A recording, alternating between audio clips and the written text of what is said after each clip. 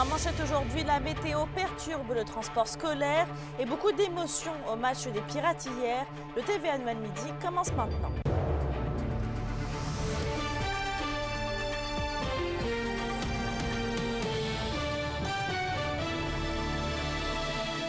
Bonjour tout le monde.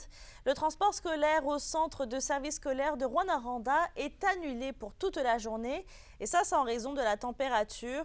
Au centre de service scolaire du lac Abitibi et à l'école Beauvalois du centre de service scolaire de la baie James, les cours sont aussi annulés aujourd'hui. Les services de garde demeurent ouverts dans les deux cas et le centre de service scolaire du lac Témiscamingue annonce aussi l'annulation du transport scolaire. Tous les établissements et les services de garde sont fermés. Sur la scène judiciaire maintenant, la Cour d'appel du Québec rejette l'appel de la policière Stéphanie Dorval. On rappelle qu'elle avait été déclarée coupable en mars 2022 pour voie de fait en arrachant le téléphone d'un homme qui filmait une arrestation. Ses avocats alléguaient qu'elle avait des motifs raisonnables de croire que ce dernier était un danger pour elle, ce qu'ont nié les juges appelés à réviser la cause. La communauté d'affaires d'Abitibi-Ouest est actuellement réunie au club de golf BT de Lassa pour une mise à jour des opérations de la mine Casa Berardi et du développement de futures fosses. Vous le voyez sur les images en direct, c'est le vice-président et directeur général de la mine Sylvain Lessard qui assure la présentation. On rappelle qu'en octobre dernier, Éclat Québec confirmait ralentir ses opérations à la mine Casa Berardi et se concentrer désormais sur l'exploitation de surface pour assurer l'avenir du complexe minier. Et d'ailleurs, toujours dans le domaine minier, l'entreprise minière First Mining Gold annonce des résultats plutôt positifs du programme de forage au diamant sur son projet aurifère du Parquet en Abitibi-Ouest. Le président directeur général Dan Wilton déclare qu'il sera possible d'étendre considérablement les limites connues des structures minéralisées de ce développement. First Mining Gold a commencé le forage et procédera bientôt à la deuxième phase du programme. L'objectif est de terminer cet hiver. Dans le monde municipal, les deux grandes associations d'élus municipaux, la Fédération québécoise des municipalités et l'Union des municipalités du Québec, reçoivent 2 millions de dollars afin de venir en aide aux élus victimes d'intimidation dans le cadre de leurs fonctions. Une somme annoncée d'ailleurs par la ministre des Affaires municipales André Laforêt qui bonifie ainsi le plan d'action pour favoriser le respect et la civilité lancé en octobre 2021. Et on note que 750 des 8000 personnes élues aux élections municipales d'il y a 3 ans ont démissionné après avoir été victimes d'harcèlement ou d'intimidation. 3 de ces personnes ont raconté avoir vécu pareil, une situation en fait similaire, notamment à Nord-Métal. La question du jour TVA, une présentation de Mobilier Bélan qui vous offre depuis plus de 50 ans un service de qualité et un grand choix de matelas mobilier électro au prix compétitif que vous recherchez. Trouvez-vous que le gouvernement provincial agit assez contre l'intimidation des élus municipaux? Pour voter et commenter, rendez-vous au tva.abitibi.ca. La Fondation pour l'alphabétisation dévoile aujourd'hui une étude qui démontre l'indice de grande vulnérabilité dans plusieurs villes du Québec. Dans la région, l'indice est entre 6 et 7%. À Rouyn-Noranda, ceci représente près de 2200 personnes et à Val-d'Or, l'étude calcule près de 1800 individus. À Amos, on compte 713 personnes. Dans la province, l'indice est également environ 6% pour la population âgée de 15 ans et plus, soit près de 425 000 Québécois. L'inflation et les inégalités sociales pourraient expliquer ce recul des dernières années, laissant plusieurs citoyens avec des problématiques de littératie, ce qui affecte leurs revenus. On passe en santé maintenant. Transplant Québec dévoile une année record en dons d'organes au Québec pour 2023. Il y a eu une augmentation de 35% du nombre de références, une hausse de 20% du nombre d'organes transplantés. En Abitibi-Témiscamingue, le taux de référence pour un don d'organes par 100 000 habitants en 2022 a monté de 5%. Et au total, 569 personnes ont pu être transplantées au Québec. Transport Québec mentionne également que malgré cette progression importante, le nombre de donneurs potentiels reste encore en dessous de ce que le Québec est effectivement en mesure d'atteindre.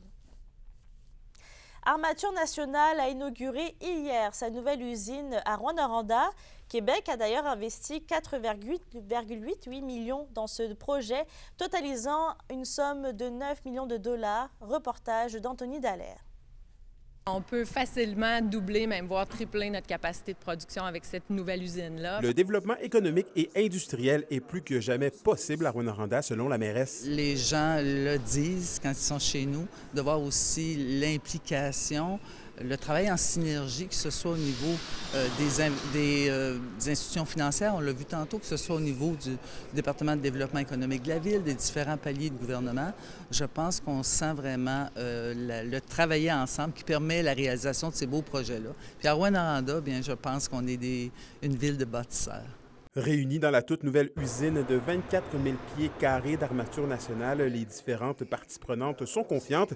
Ce type de chantier évalué à près de 9,3 millions de dollars est l'une des clés pour attirer et développer d'autres grandes entreprises dans la municipalité. Il faut faire la promotion de la qualité de vie, de l'espace, de tout ce qu'on peut faire, des emplois bien rémunérés, de ce qu'on représente dans le secteur minier, forestier.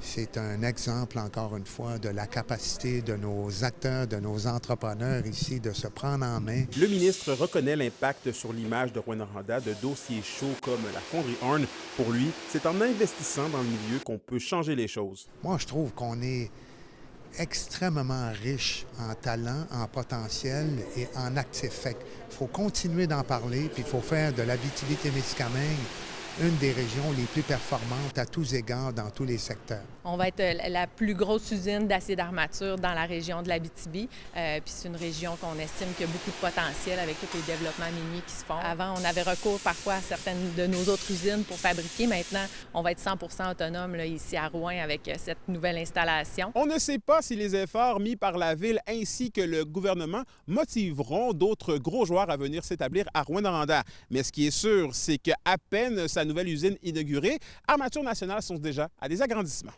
Anthony Dallaire, RNC Nouvelles, Rouyn-Noranda. Et c'est ce vendredi au Petit Théâtre du Vieux-Noranda que la formation Valère s'amène sur scène. Ils nous présentent leur album Jazz Futon. Les musiciens reviennent à leurs racines jazz pour offrir des pièces dansantes et aériennes.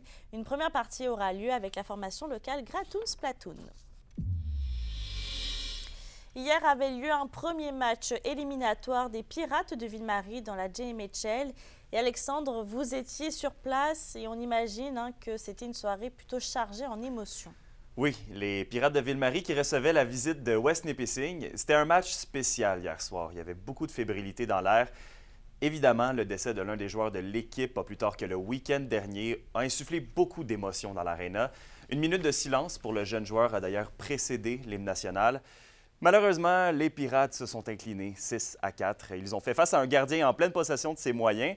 Les visiteurs West Nipissing ont la réputation d'être une équipe extrêmement dure et ils y ont tenu tête. Dans l'ensemble, c'était un très bon match hier qui s'est déroulé dans le respect. Il n'y a pas eu de débordement. Tout le monde semblait comprendre l'enjeu de la soirée. L'entraîneur-chef Marc-André Caron se dit conscient que le match n'était pas parfait, mais que, somme toute, il était fier d'avoir vu sa troupe sortir de la bonne façon hier soir. Même si au niveau des chances de marquer, tout ça, on était supérieurs à eux autres, en série, ça en prend tout le temps plus, tout le temps plus, tout le temps plus. C'est sûr qu'il y avait un contexte là, avec le match de ce soir, au niveau émotionnel, tout ça, c'est pas nécessairement évident, mais il faut se préparer pour vendredi puis revenir en force. C'est pas un genre de soirée que tu veux passer trop souvent comme coach. Je l'appréhendais beaucoup, pas dormi beaucoup, mais celle-là est faite, là, puis au moins c'était bien de voir la gang, tout ça, puis on se concentre pour le reste. Hier, Mélissa, j'ai d'ailleurs assisté à des moments forts, touchants d'une communauté qui se serre les coudes et qui soutient les uns les autres. Le sport, vous le savez, c'est un vecteur de beaucoup de choses. Mais hier, on a vraiment pu assister à un exemple de solidarité. Franchement, c'était difficile de ne pas être partisan et de souhaiter la victoire comme les centaines de partisans qui étaient derrière l'équipe d'un bout à l'autre du match. Une douzaine d'anciens joueurs étaient aussi présents, beaucoup de support donc pour, oui, une bande de jeunes garçons de 21 ans et moins, mais aussi pour toute la grande famille des Pirates. Voici justement le président et propriétaire Michel Roy.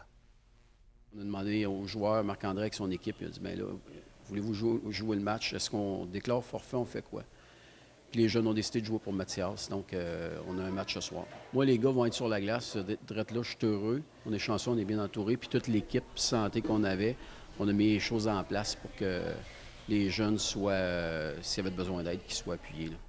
Le prochain match sera disputé du côté de West Nipissing ce vendredi et advenant une victoire des Pirates, on aura le droit au match ultime samedi soir 20h à Ville-Marie. Merci Alexandre. Au plaisir.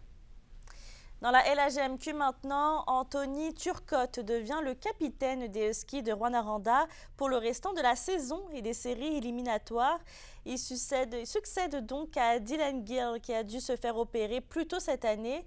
Et jusqu'à présent, le centre a accumulé un total de 41 points en 55 matchs. Originaire de Val-d'Or, il en est à sa 5e saison avec l'organisation.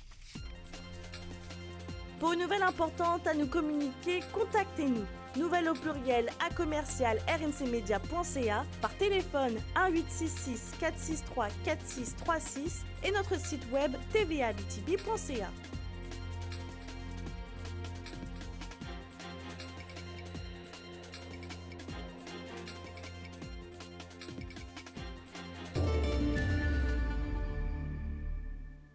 La pluie va continuer de tomber et même se changer en neige et poudrerie cet après-midi dans la région.